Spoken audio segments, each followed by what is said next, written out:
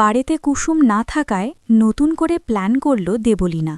কুসুম ধারাবাহিকের আজকের এই পর্বে দেখা যাবে ইন্দ্রাণী বলে, ব্র্যান্ড অ্যাম্বাসেডর হতে চায় না কুসুম, এ কথা আমাকে না বলে কেন তোমাকে বলল। তখন মেঘা বলে, হয়তো ভয় পেয়েছে, এর জন্য তোমাকে বলতে পারেনি। তখন ইন্দ্রাণী বলে, কিসের ভয়?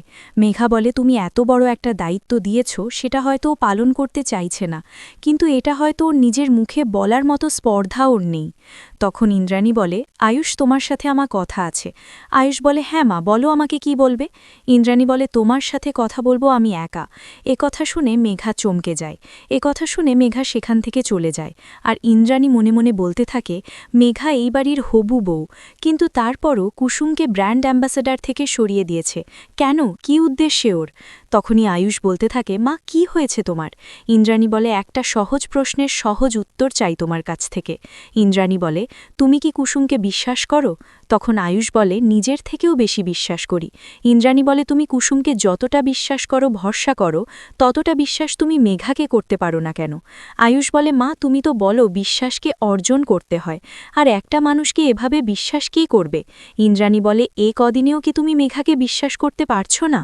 জানি তোমার সাথে মেঘার কম দিনের আলাপ, আমাদের সাথেও হতো ওরকম কম দিনের আলাপ। ও তো এবাড়ির হবু বউ, তোমার সাথে এঙ্গেজমেন্ট হয়ে গেছে, তারপরও তুমি ওকে বিশ্বাস করতে পারছো না। তখন আয়ুষ বলে, মা, আমি তোমাকে একটা প্রশ্ন করতে পারি? আয়ুষ এবার তার মাকে প্রশ্ন করে, মা, তুমি মেঘাকে এবাড়ির বড় বউ হিসেবে মেনে নিয়েছ, তুমি মনে করেছ মেঘা এবাড়ির যোগ্য বউ, তাই না? এই কথা শুনে ইন্দ্রাণী বলে, ও তোমার যোগ্য সঙ্গিনী বটে। আয়ুষ বলে, তারপরও তুমি মেঘার কথা বিশ্বাস না করে কুসুমের কথা বিশ্বাস করলে কেন? মা, মেঘা কি তোমার কাছ থেকে কি কিছু আড়াল করেছে? ইন্দ্রাণী বলে, আড়াল তো করেছে, কিন্তু কুসুমও আমার কাছ থেকে আড়াল করেছে। আয়ুষ বলে, আমার মনে হয় মা, কুসুম তোমার কাছ থেকে কিছু আড়াল করেনি। ইন্দ্রাণী বলে, আড়াল করেছে, এমন কিছু আড়াল করেছে যেটা ও বলতে চায় না। ও গোটা পৃথিবীর কাছ থেকে আড়াল করেছে, কিন্তু তোমাকে অবিশ্বাস করে আমি ভুল করেছি। আয়ুষ বলে, না মা, তুমি ভুল করতে পারো না।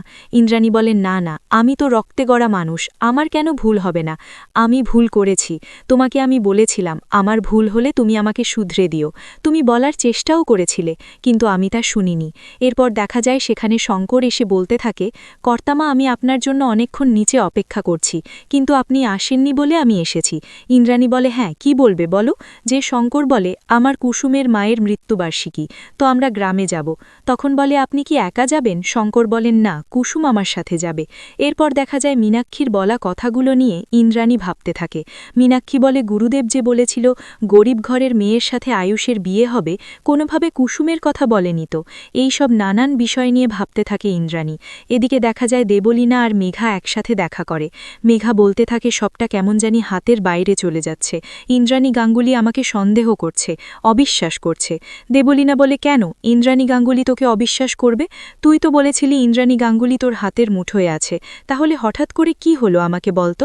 তখনই মেঘা বলে, আমি তো বলেছিলাম ইন্দ্রাণী গাঙ্গুলি আমার হাতের মুঠোয় আছে, কিন্তু আমাকে কোনোদিনও অবিশ্বাস করবে না, আর ঠিক সেটাই হলো, আমাকে অবিশ্বাস করছে। এখন ভাবতে হবে কি করে ইন্দ্রাণী গাঙ্গুলিকে হাতের মুঠোয় রাখা যায়, ওনার বিশ্বাস কিভাবে রাখা যায়।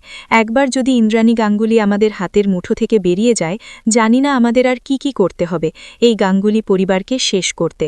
দেবলীনা বলে, আর সেটা সম্ভব হবে না, কারণ কুসুম সরকার তোর উদ্দেশ্যটা জেনে ফেলেছে, আর তোর আসল রূপটা দেখে ফেলেছে। এরপর মেঘার মুখ থেকে দেবলীনা জানতে পারে কুসুম মালদায় যাবে তার মায়ের মৃত্যুবার্ষিকীর জন্য। এটা শুনে তো দেবলীনা খুবই খুশি হয়ে যায়, বলে যে এত ভালো একটা খবর আমাকে কেন আগে বললি না? এটাই তো সুযোগ, ওই গাঙ্গুলি পরিবারের রক্ষা কবচ কুসুম সরকার বাড়িতে নেই, এত সুন্দর সুযোগটা তো কাজে লাগাতে হবে। এরপর দেখা যায় ঈশানকে মেরে ইন্দ্রাণী গাঙ্গুলিকে তুলে নিয়ে যায় গুন্ডারা। ঈশানের জ্ঞান ফিরে আসলে ঈশান ফোন করে আয়ুষকে, আর বলতে থাকে, মাকে বাঁচাতে হবে, মাকে তুলে নিয়ে গেছে, যে করেই হোক মাকে বাঁচাতে হবে, তুই চলে আয়। তখন আয়ুষ বলে, কি হয়েছে মার? ঈশান কান্না করে বলতে থাকে, আমি কিছু বলতে পারবো না, কোথায় নিয়ে গেছে, তাড়াতাড়ি চলে আয়। এরপর ফোনটা কেটে গেলে আয়ুষ বারবার ফোন দিয়ে দেখে ফোনটা বন্ধ, মায়ের ফোনে ফোন দিয়ে দেখে ফোনটা বন্ধ। তখন আয়ুষ বলে, আমি কি করব এখন, কি করে মাকে খুঁজব? তো বন্ধুরা, এই ছিল আজকের পর্বের আপডেট। পরবর্তী আপডেট সবার আগে পেতে চ্যানেলটি সাবস্ক্রাইব করতে ভুলো না।